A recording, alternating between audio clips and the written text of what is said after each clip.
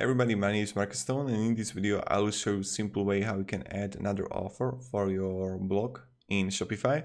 So let's start. The first thing you want to do is just be in Shopify and then just click online store. First go to settings.